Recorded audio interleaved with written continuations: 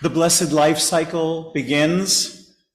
A newborn lies in a crib.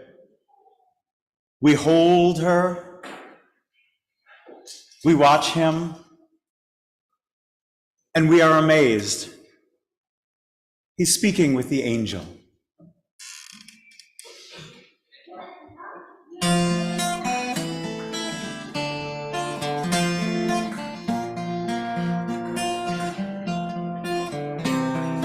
He don't know how to lie or undermine you. He don't know how to steal, how to deal or deceive. So leave him alone. Set him free, 'cause he's speaking with the angel. Speaking with the angel that only he can see.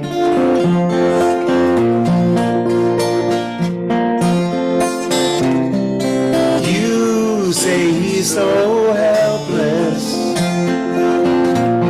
but what about you? You don't pull the strings. You know anything, leave him alone.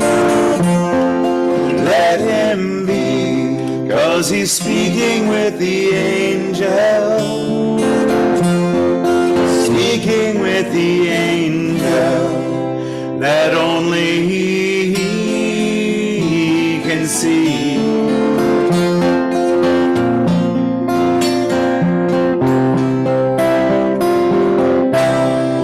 Teach him about heaven?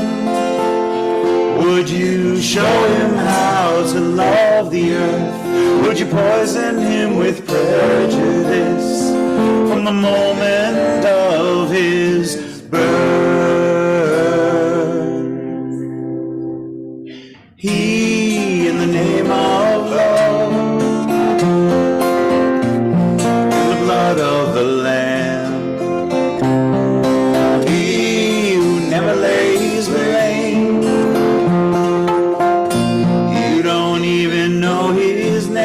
so leave him alone. Set him free, 'cause he's speaking with the angel. Speaking with the angel, the very one who spoke to you and me. Do you remember?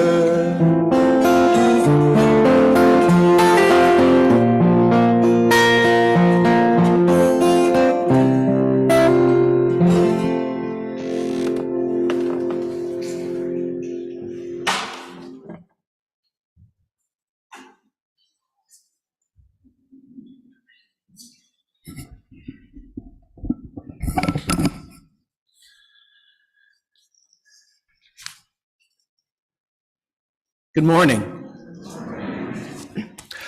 My name is Jim Peters. My pronouns are he and him. I'm a member of the worship committee.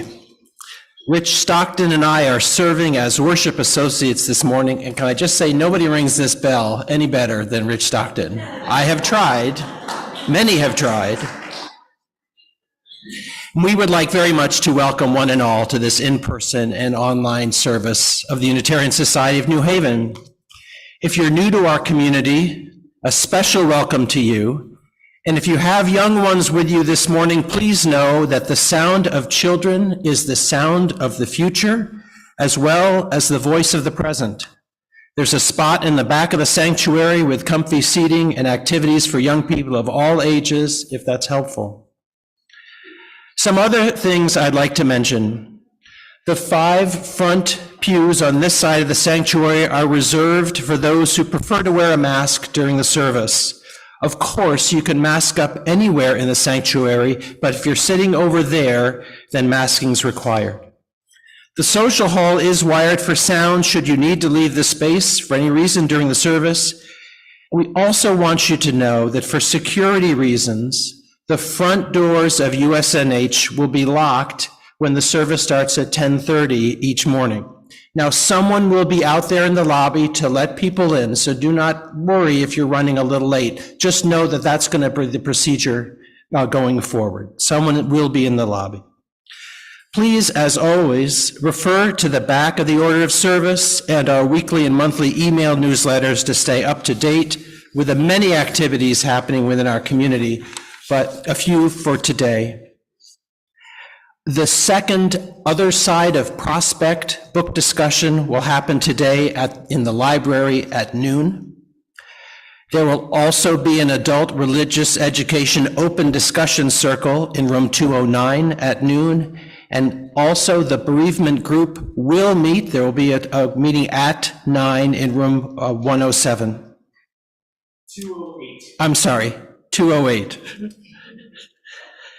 And now, as I invite Jesse forward, let me say on behalf of Rich and myself that it's wonderful to be here today as we continue the tradition of the One Wild and Precious Life service, which was first organized in the year 2000.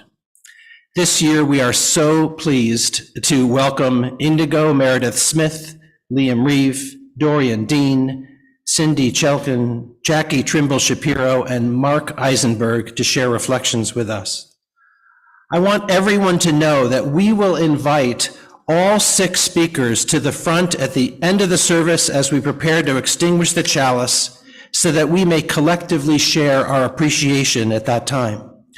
To respect the flow and rhythm of worship, we ask you please refrain from applause during each speaker's reflection and wait for that gathered moment at the end. And with that, let us settle into worship together.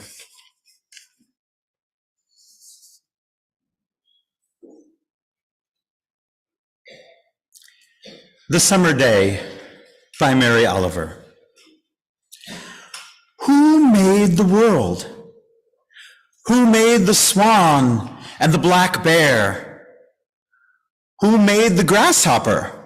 This grasshopper, I mean. The one who has flung herself out of the grass, the one who is eating sugar out of my hand, who is moving her jaws back and forth instead of up and down, who is gazing around with her enormous and complicated eyes.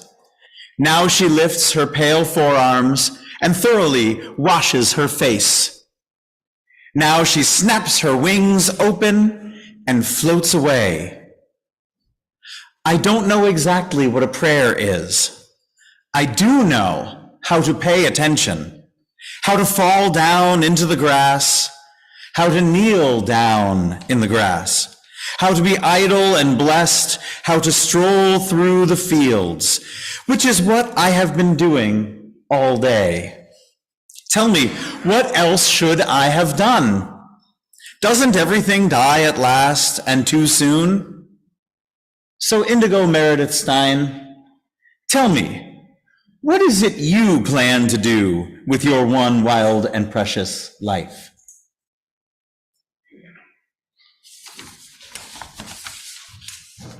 Good morning. My name is Indigo, and I am almost 11 years old. I've noticed that when I read stories that take place in the future, almost every time there are flying cars or robots with genuine emotions or something like that. And then I notice it says the story takes place in 2024, and the book was made in 2017.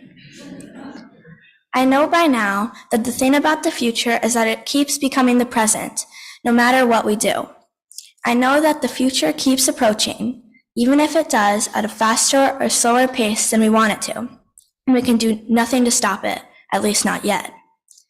And I know that there are some things about the future that we can decide for ourselves and some things that we can't. That's the way it is. First, I want to talk about some things in the future that I can control. In my one wild and precious life, I want to have some career involving animals, but not a vet, as I can't bear to see an animal suffering so much that it needs urgent care. I hope to contribute in some way, even if only a tiny bit, to fighting discrimination. I want to live somewhere with woodland. At first, I was considering California, but ruled it out as soon as I heard that it's illegal to have pet hedgehogs there. Living a life with no pet hedgehogs is unacceptable. If possible, I would also like to have a pet wolf, because I feel like I can relate to them the most out of any animal. If for any reason I can't get a wolf, I will settle for a husky, because the black and white ones look very similar. And maybe getting a husky instead will be for the greater good, because I won't have to give it a dead deer leg 2 times a day. Now I want to talk about the parts of the future I have no control over. There is a chance that at some point, the future will seem like a dark place, with no light to guide me. In my one wild and precious life, I hope to have loved ones by my side to lead me forward during those times, and I hope to make the best, kindest choices when I don't. I hope to find something or someone that I can always turn to, even when it seems like there is no hope left. And most importantly, I hope to remember who I am and what I stand for when the path ahead is dark and lonely. Thank you.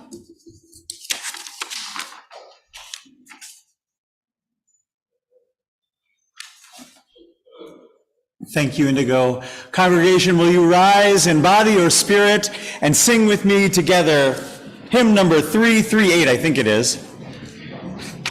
I seek the spirit of a child.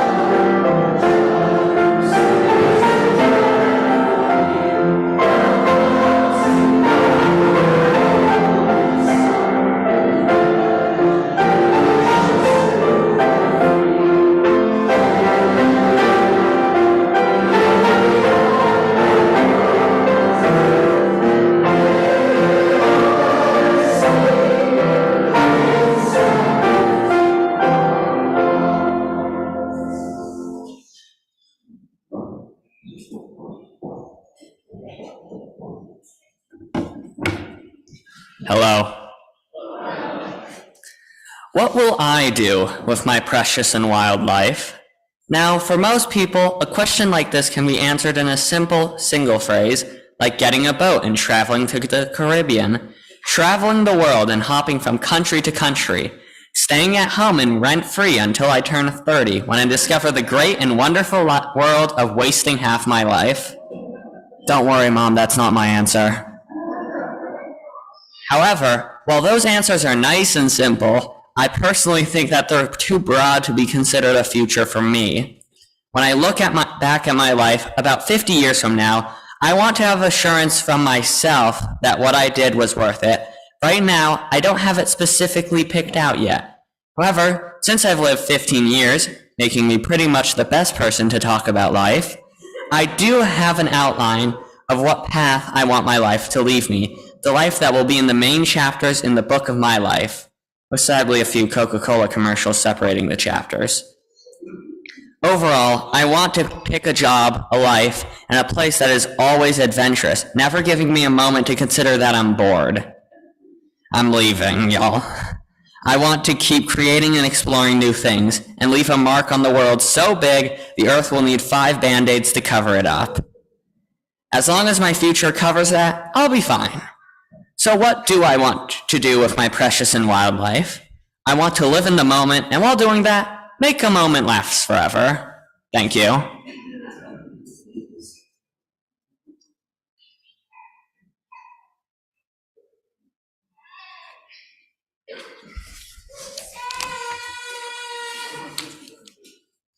Hello. Go Birds. Baltimore Ravens fans out there? Anybody? No? I'm from Baltimore. Oh, okay, yeah, good. I moved from Iowa City to New Haven back in August after spending 5 years in extended graduate school, getting my MFA in art. It turns out I've been avoiding the difficult confrontation with loss and new beginnings that always arrive with change. The other day, I made a phone call to my friend Liz to confess my overwhelming grief, disappointment, and frustration that I am not yet thriving in this new place, that I miss the sweetness of our time in Iowa City, and to ask, why can't I get myself to show up in the studio practice, be my best self, and just relax? You know, things that take a lot of time. What I'm about to share with you is a collaborative text I put together from my conversation with Liz. It turns out the invitation to share today allowed me to finally create a form, which is what I've been searching for. There are 2 parts. One is the visual iteration of the notes, my visual poem, that you're welcome to pick up at the end of the service. I'll have this out at that table. And the other part is the correspondence, the transcript I made with Liz. She was at the gym in Iowa City, and I was walking to the top of East Rock Park during our conversation. Jot this down.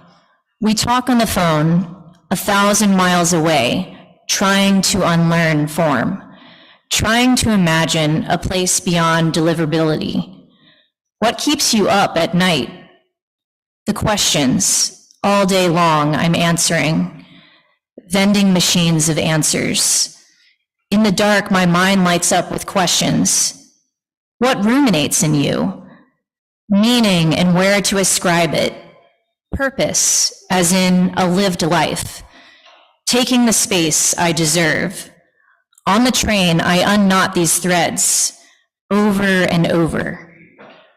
Form keeps us picking at the knots, or rather the illusion of form on a wall or in a print. The product of form dampens our will to show up at the table. Its hook and hanger preventing me from falling into the rabbit hole of a question. Joking on what I mean to chew. I don't want to bounce between now and the outcome. Let's meet at the handball court in the back. I'll be there, just me and the hard blue idea in my hand. How to untrain, how to forget form. When playing handball, no one asks me, what is this for? Handball happens when there's nowhere to go and nothing to do. It's the pleasure of a conversation with physics, of anticipating trajectories and then being surprised by the bounce. Find me at the wall and challenge me with angles. Volley with me and let's feel what is most difficult. Pushing this ball harder and faster till our knees are scraped and palms are bruised. Meet me at the court, but it's a phone call. us trying to reach into our heads and pull out the ruminations by the thread. Let's volley until they all become hard and blue and bouncy. A court with no walls, but one for the bounce. Uncontained creating. The form comes second. So second, it's tertiary. It's stratified, dissolving into the movement. A warm-up for the joints. A current for the circuit. I'll catch you on the return back to the table. So mobile, it's healing. I cannot be contained if the container doesn't exist yet. Strike a pose, now that's the form. How do you feel in your body? It feels like molasses here. That's code for depression. And if I were a doctor, I would prescribe you wonder. How do you show up all stuck like that? It's all out on the table. It's all right in front of me, waiting for me to arrive. What is your why? If I don't wonder about the world, if I don't explore the rabbit hole, if I don't ask big questions, then my mind turns on me, fills in the emptiness with hard knots, a kind of internal erosion, chewing one's paw out of the trap, misplaced urgency. I begin to wonder about the wrong things, me. It's not pretty. Bounce, form comes second.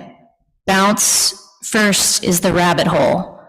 Bounce, get deep in a question, chew on it for a while.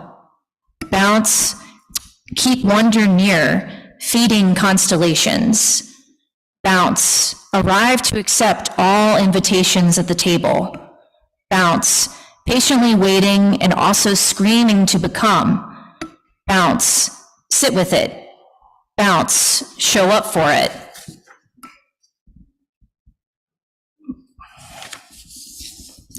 I hear you breathing so hard. I'm running as we speak. I trot, you jot. I see you doing it, getting it, being present and committing, a place to hang our hat on. Zoom out, jotter down. Dear jotter down, your rabbit holes are my pleasures. Especially with distance, I can see the difficulty with ease, much better than by myself, which often feels untenable and stuck in the above-mentioned molasses. It's hard to say, up from down, left from right. In that sticky stuff, I'm beginning to pull myself out by taking hold of the questions. Every 1,000-mile conversation makes it a little easier. During the conversation, I climbed a mountain. You moved your body. Many degrees different and 1,000 miles apart, making agreements to pass the ball back and forth. You said, ask hard questions and wonder for a long time.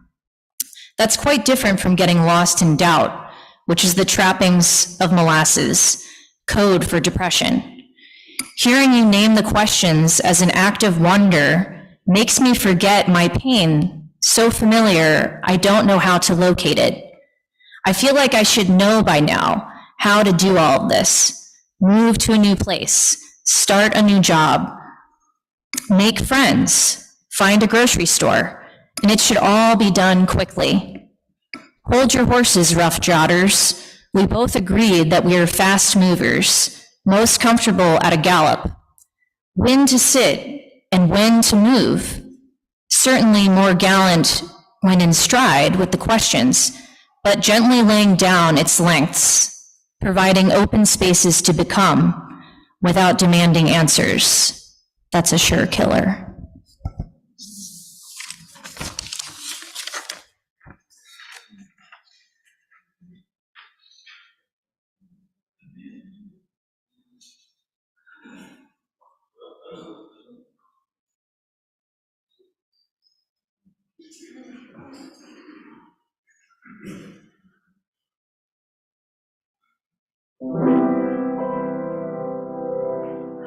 Before the parade passes by, I'm gonna get a taste of Saturday's wildlife. Before the parade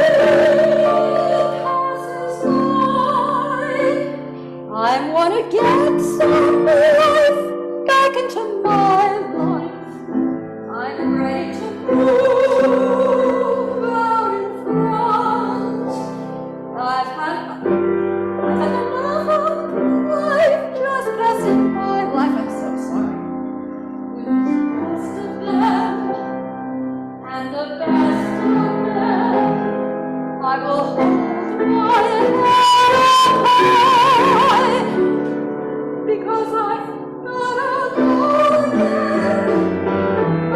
Drive again.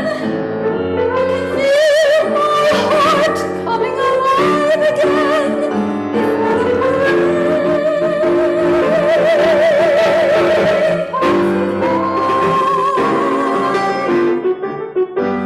at the crowd up ahead. Stand here and rest for me growing. Look at the crowd up ahead. Heartbeat, my own spirit is showing. Look at those lights over there. They seem to show me where I am going. When the whistle comes and the cymbals crash and the smoke moves along the sky, I'm gonna raise the roof, I'm gonna carry on. Give me that overtone, come on, give me that overtone before the wind passes by.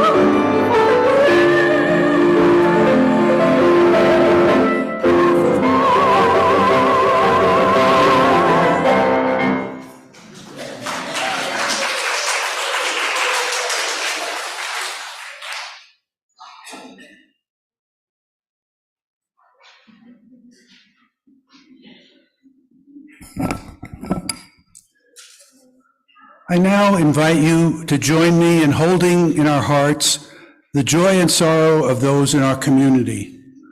Some of our joys shine more brightly as others reflect our delight, and some of our burdens are made lighter as others help us carry them.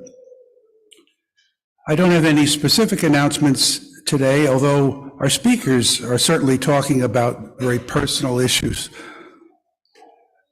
For all the joys and sorrows, both large and small, both spoken and unspoken, we bear witness. If you or someone you know is struggling and could use support, please reach out to the pastoral care team at pastoralcare@usnh.org or call the office to contact our congregational administrator, Jamie Ross. Now I offer these words of meditation from the poem In Blackwater Woods by Mary Oliver. Look, the trees are turning their own bodies into pillars of light, or giving off the rich fragrance of cinnamon and fulfillment. The long tapers of cattails are bursting and floating away over the blue shoulders of the ponds. And every pond, no matter what its name is nameless now. Every year, everything I have ever learned in my lifetime leads back to this: the fires and the black river of loss, whose other side is salvation, whose meaning none of us will ever know. To live in this world, you must be able to do three things: to love what is mortal, to hold it against your bones, knowing your own life depends on it, and when the time comes to let it go, to let it go. Let's take a moment of silence.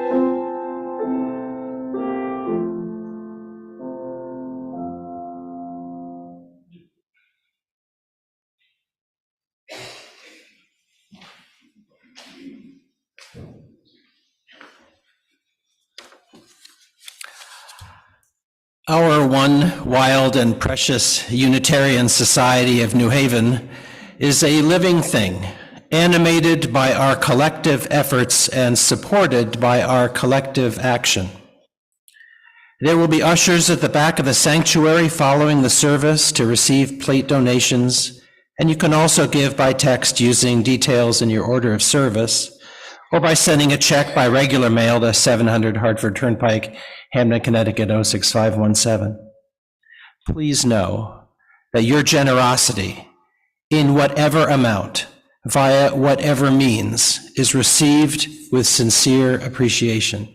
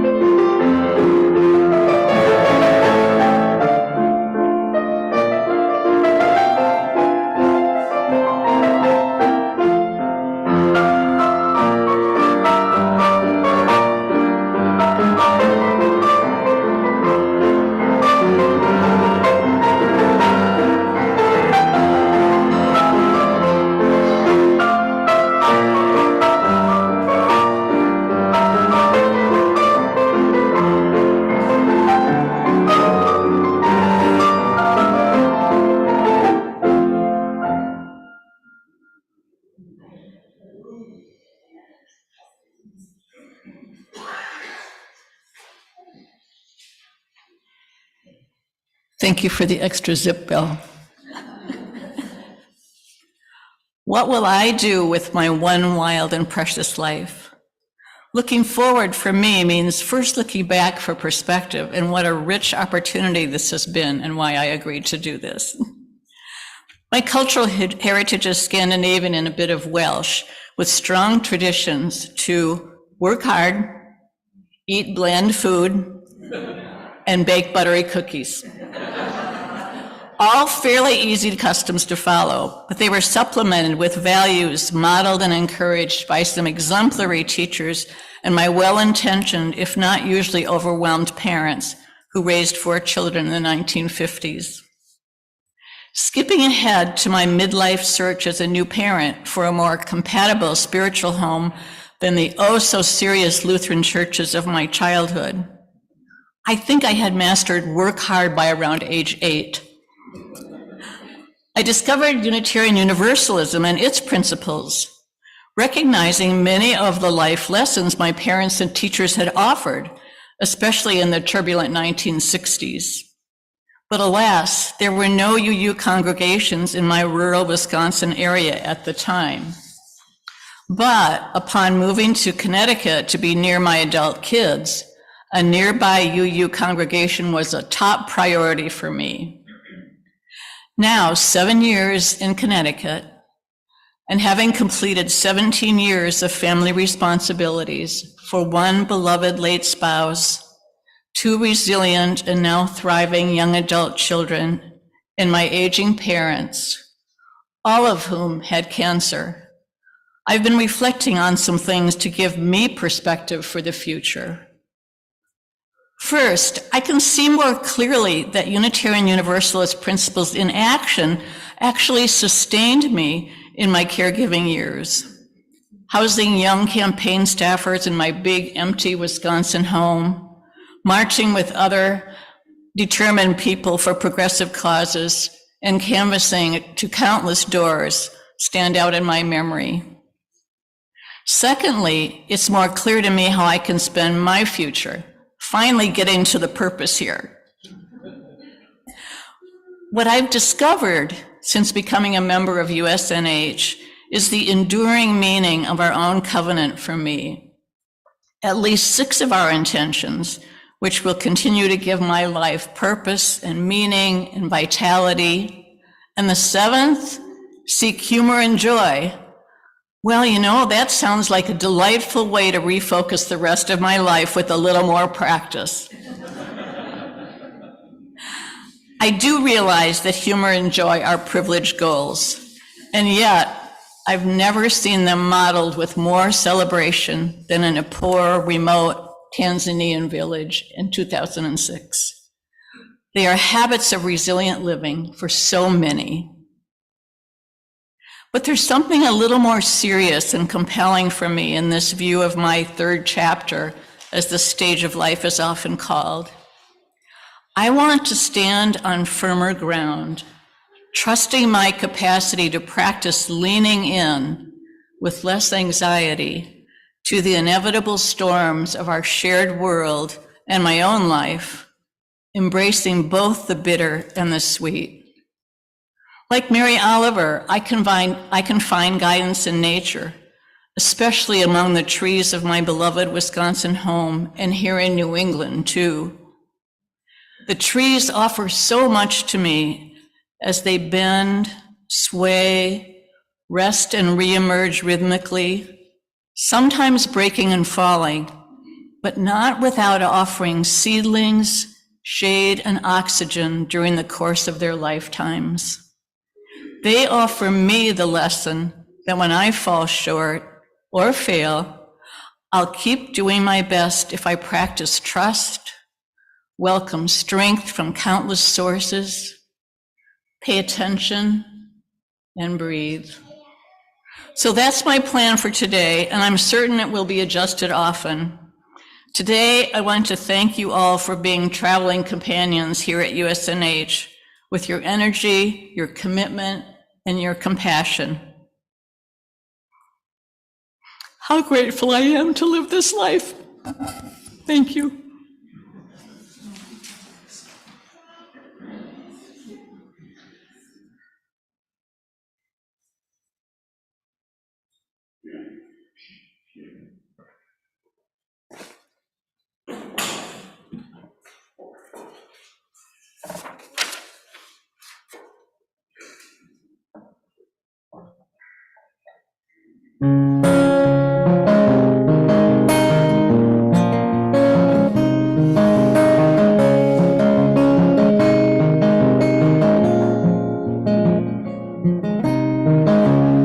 My love, I took it down. Climbed the mountain and I turned around. I saw my reflection in the snow-covered hills till the landslide brought it down. In the sky was love. Can the child in my heart rise above? Can I sail through the changing ocean tides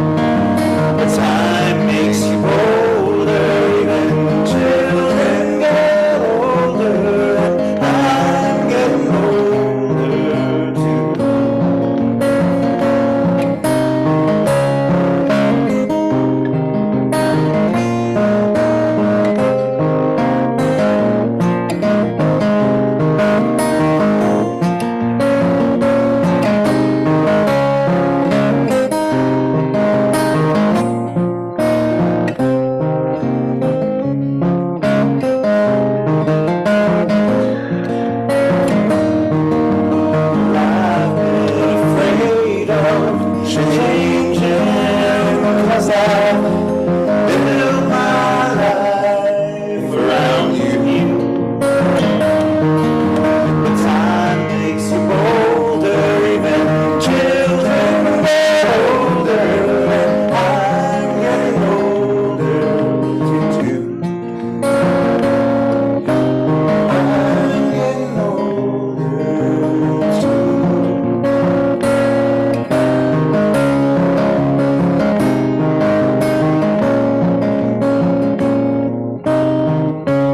Take my love, take it down. Climb a mountain and you turn around. And if you see my reflection in the snow-covered hills, a landslide bring you down. And if you see my reflection in the snow-covered hills, will a landslide bring you down? Landslide bring you down.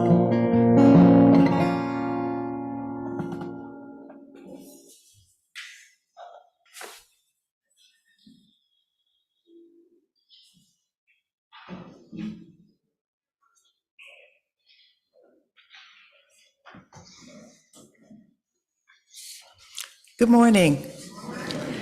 My name is Jackie Trimble Shapiro, and my pronouns are she and her. What is it I want to do with my one wild and precious life?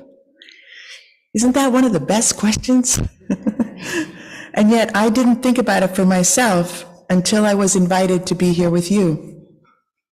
I'm grateful for what I've learned during the pondering. I'll turn 70 in June, and as I look back over my 60s, I see that finding joy, making connections, music, maintaining health, and being of service stand out. I'll continue to parent my 2 adult sons, Adam and David, and to let them know that I love and am rooting for them as they enter midlife and beyond. I'm pleased to let you know that last month I celebrated 20 years of sobriety.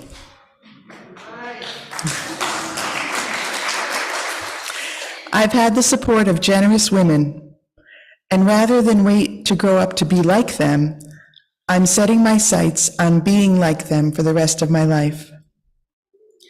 By doing so, I experienced the joy of giving back what was so freely given to me. I sponsor about 4 women at a time to learn about the 12 steps and how to live them. This allows me to be helpful and helps all of us to stay sober together. Living in the steps will continue to be helpful when I'm trying to accept unwanted life changes, like the ones that appear in our bodies as we age. There's a principle that aligns with each step, and which I will continue to aim for. To name a few: honesty, hope, faith, courage, integrity, and service. I'll continue to develop a spiritual experience with life, love, and all there is. I'll also continue to be musical, which is one form of spirituality for me. I'll work on guitar, flute, and hand drumming, but primarily singing. I'm currently in 3 choirs and a cabaret class, which all bring me joy. Last summer, I joined the School of Rock and sang in a yacht rock band. It sounds like you folks know what that is. I didn't know what it was. It's music that folks of a certain age supposedly sing on our yachts. Like the Eagles, Loggins and Messina, kind of like that. It was a blast, but I want to look for other summer singing opportunities. I'll continue going to Star Island, a Unitarian Universalist and United Church of Christ camp and conference center off the coast of Portsmouth, New Hampshire. And don't worry, it's not particularly religious. If you want to just go there and hang out, that's fine. For more than 30 years, Adam, David, and I have attended the Life on a Star conference during the third week of August. It's a great week for families, couples, or singles, and I'm happy to talk to you about it anytime. I'll continue to live in Hamden, or maybe North Haven, but I'm not moving very far, and I'll continue being an active member here at USNH for the rest of my one wild and precious life. Thank you.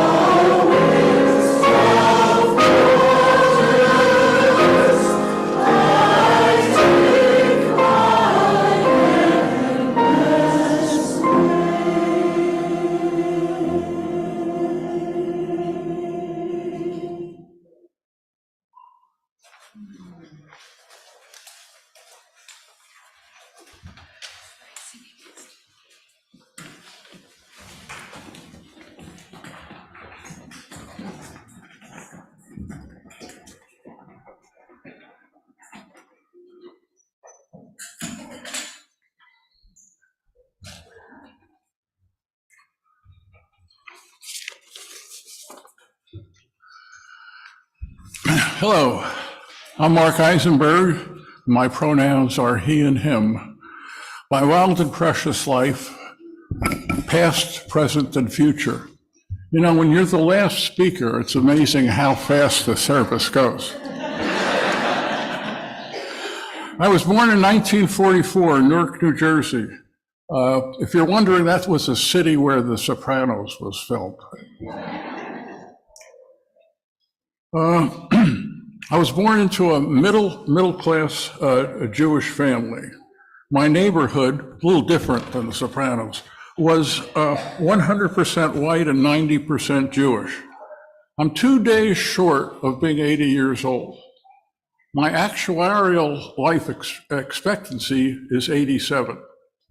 I'm not really worried about that because I've always been lucky and, more importantly, I've been blessed with health. And, you know, we don't have to exactly listen to the statisticians. However, if my demise happens at 87, it will have been 77 years since my birth. So my eulogy could sort of start like the Gettysburg Address. Now, where are we? My family was culturally Jewish, but otherwise quite secular. And the other thing about my longevity, I really have I'm not intimidated. No one told me where or what I'll be post-mortem. And I've never really thought about it. My father, Saul, everyone called him Saul, he wasn't like Polonius giving advice to Laertes or Airman's Deciduata. But he did say a few things. And one of them, totally unexpected, he didn't there was no preface. He said, Mark, you should believe in someone or something bigger than yourself. So, you know, I was 11 and 12 years old. I kind of shrugged my shoulders and said, oh, yeah, okay, Dad.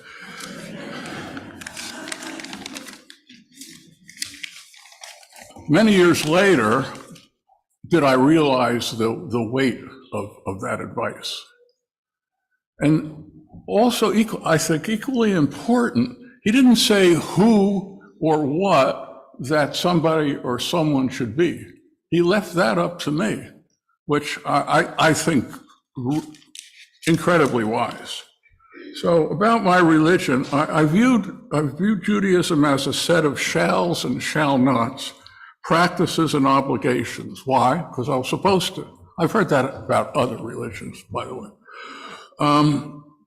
In my religious education, I was told what to do, what not to do, not what to believe.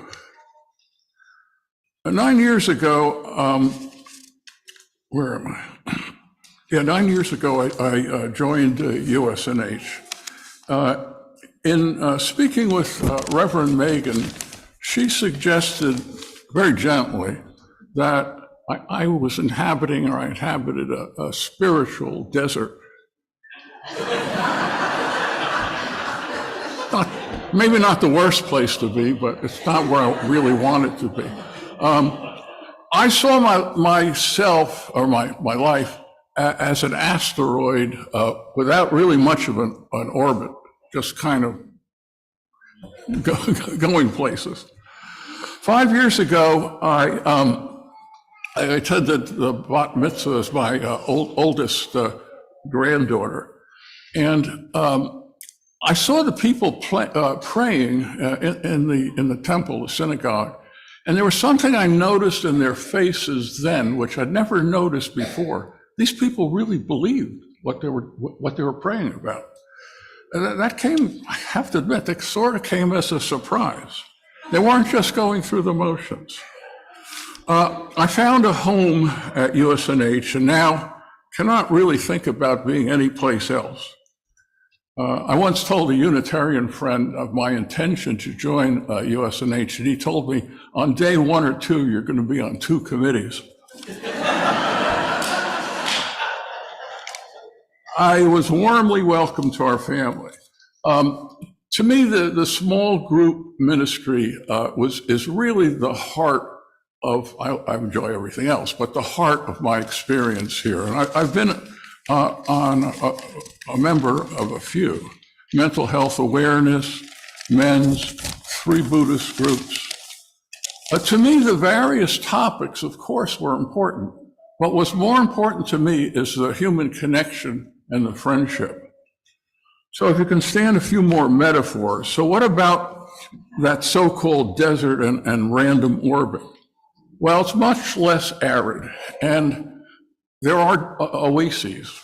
And over the years, those oases have been coming closer and closer together. My fervent hope is for a just right orbit, neither too far or too close to the sun. And equally important, avoiding space junk. And about the landscape, I have high hopes for a verdant landscaping. That's my story. Thanks for listening.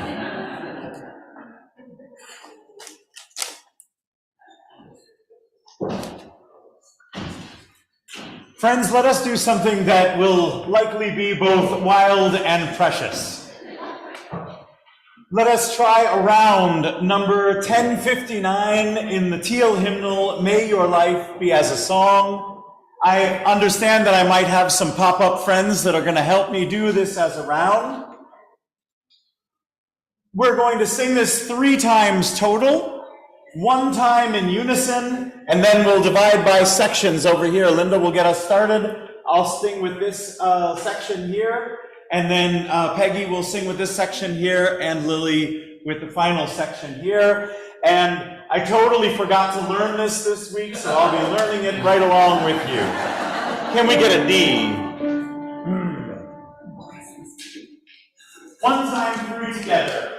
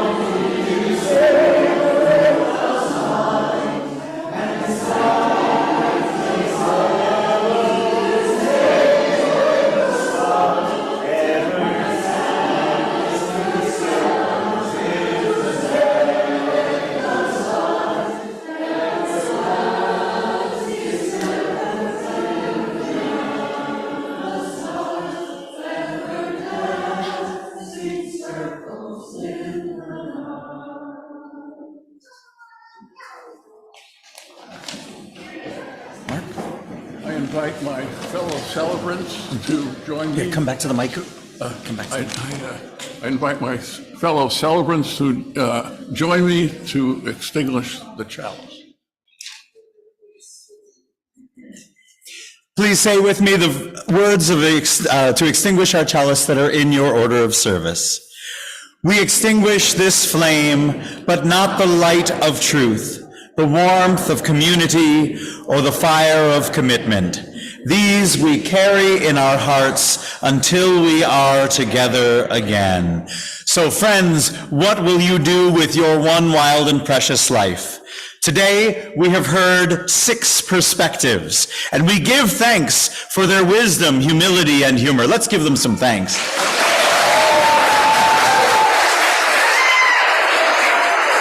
Well done.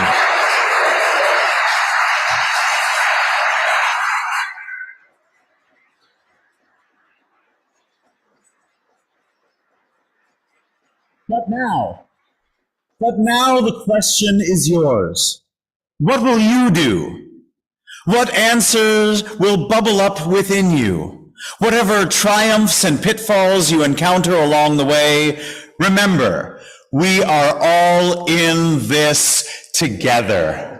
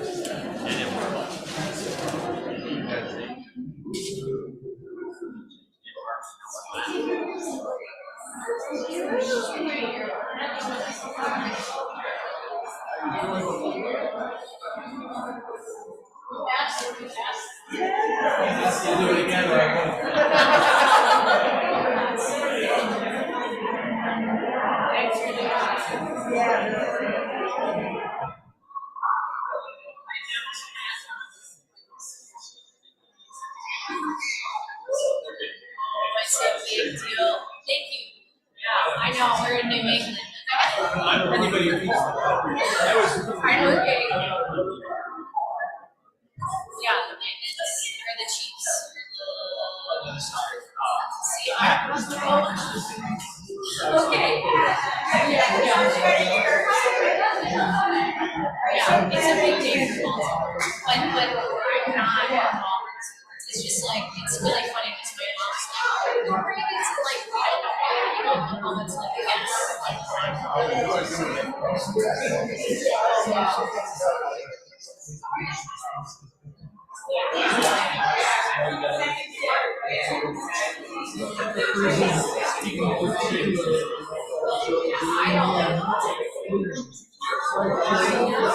yeah.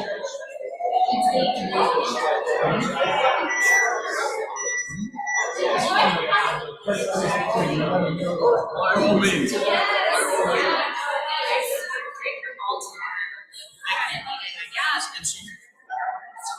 yeah, I just have like the visual comments. Meanwhile, the process. I know, well, it was kind of, it's interesting, like, I was like nervous it was taking too long. I was like, this is long. We were not long. Yeah. It's amazing about Summarize the life.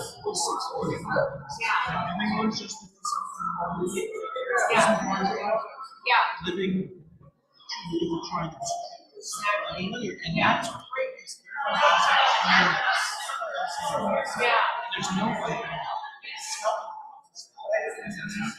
Right. So I just think this is great.